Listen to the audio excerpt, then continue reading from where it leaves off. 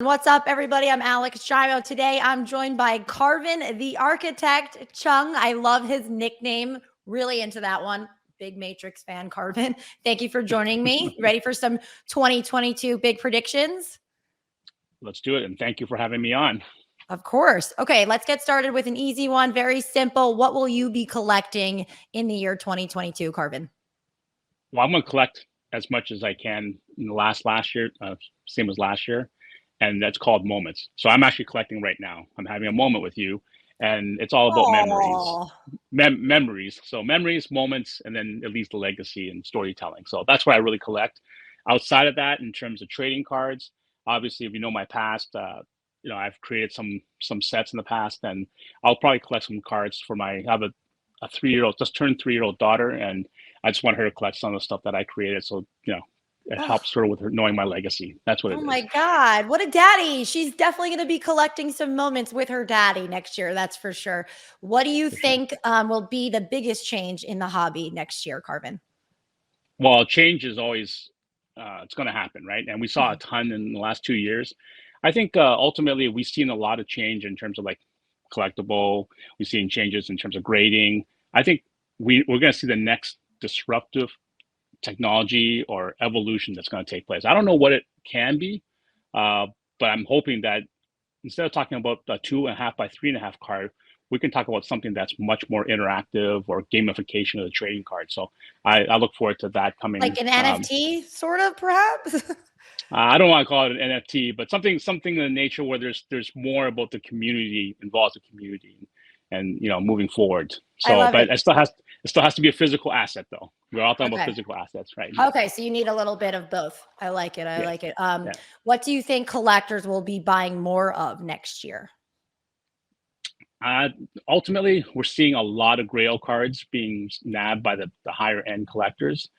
So that's really the top end. The top 10% of collectors are buying Grail cards. I actually look forward to young kids and creating new collectors coming on board. I mean, although the community has grown so much, the hobby has grown so much, when we talk to just mainstream people, like people, at the grocery store or your Uber driver and all that, they still don't know the rise of trading cards as we know it. People will say trading cards, oh, that's $1 a pack or $2 a pack. Right. No, it's not. It's completely changed. So I want new collectors to come in to really join us in the hobby. And we all know that trading cards it's so much fun, right? So I think I want to see more and more of the common sets and the common cards being bought up by kids and new generations. Yeah, I keep telling all my friends that aren't in the hobby, like, come on, trading cards are cool again. Right. So slowly I'm getting them into it myself. What do you think collectors will be buying less of next year?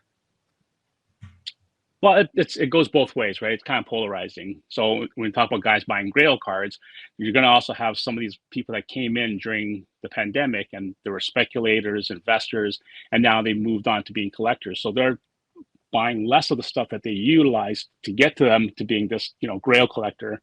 So they're going to be buying less of those commoditized cards, but they're buying all the high-end cards. But yet, as these newer generation comes in, they're going to do the same thing. They're going to start buying, collecting, and then hopefully over time, they're going to start understanding the whole, investing, speculating, and moving on to Grail cards. So we got to have a proper ecosystem.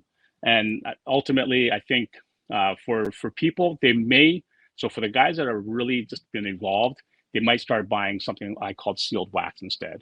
And if you can control yourself and not open boxes. So why I say that is that in the time of the pandemic, when we're really focused and spending 24/7 on trading cards and what's going on and what the comps are and all these details, we might not have the time when we have our 9-to-5 job going back into the office. So to be an active community, just like similar to buying stocks or buying fractionalized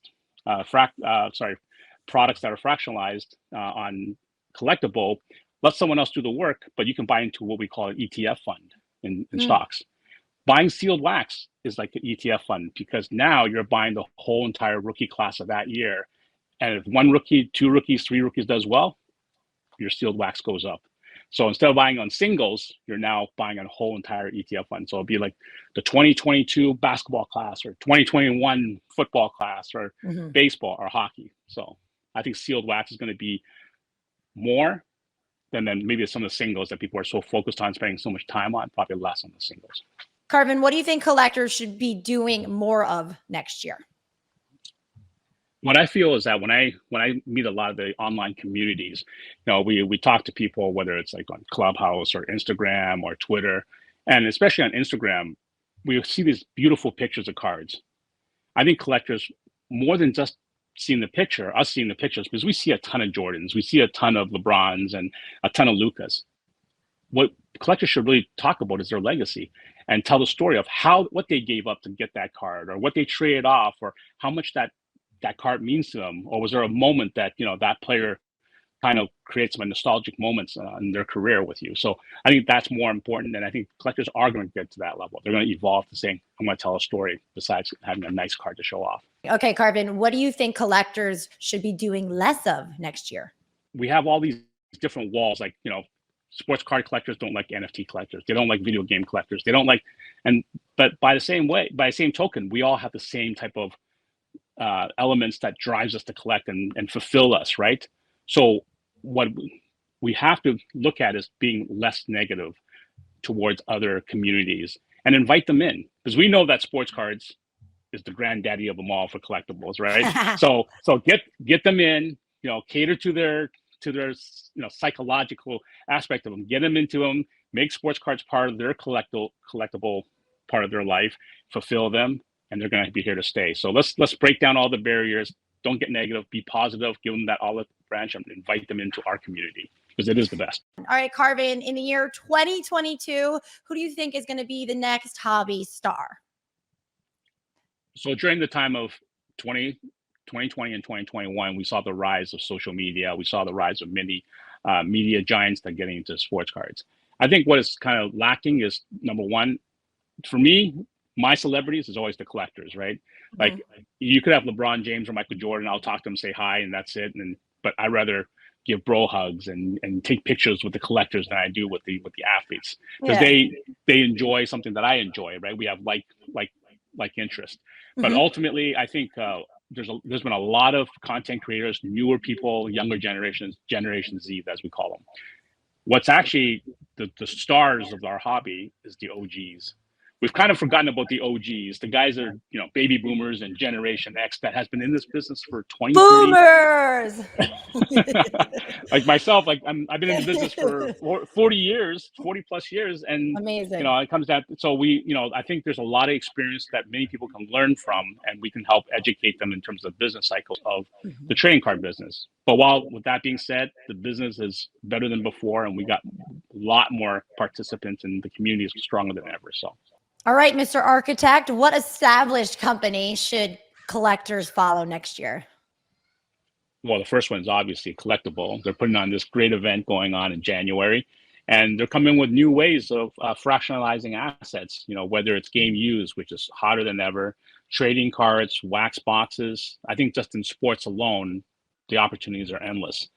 Number two, obviously the IMG management group. I mean, they are putting on their first event. So who knows what's going to happen with IMG? Are they going to venture into any other type of opportunities? So, we know how big of an impact they have in the world of sports. How are they going to have an impact into trading cards now? And then lastly, the company that I'm associated with, The Infinite, being a new company and working with the music industry, we hope to bridge a lot of music fans to come into the trading card category. Well, I mean, that's my segue into the next question. What up-and-coming company should collectors be on the lookout for next year? Well, up and coming as a new company, then The Infinite would be the one that I would recommend, especially if you have any music that's linked with nostalgia. And we hope to bring that to people. Yeah, explain it a little bit, because I'm actually very curious. So we just did a collaboration with Billboard and The Weeknd, and that's our first ever project, is working with The Weeknd, and it will be his rookie card, his first ever card in the marketplace. Cool. And so definitely, we're looking at getting these cards to his fans, and hopefully through the music cards, then they can come into the trading card category. This is a genius idea, Karvin. So it's music and cards together? Wow. Yes, it is. All right. You sold me on that one. I love it. Cool. What do you think will be the biggest surprise in the hobby next year, Karvin? Bold prediction. I want a bold one. A bold prediction. I think going back to what I said earlier, I think we're going to see some innovation that we never expected. You know, what we call disruptive technology, disruptive evolution. We've seen the rise of trading card grading companies. We've seen the rise of manufacturers. We've seen the coming of fanatics to really take over the entire trading card world with their announcements and vaults, marketplace. But once again, the trading card is still the same trading card. So what's going to happen to the trading card? I think something will happen in the future. I think so too. All right. I think I'm going to be seeing you in Vegas. What are you most looking forward to about the Mint Collective?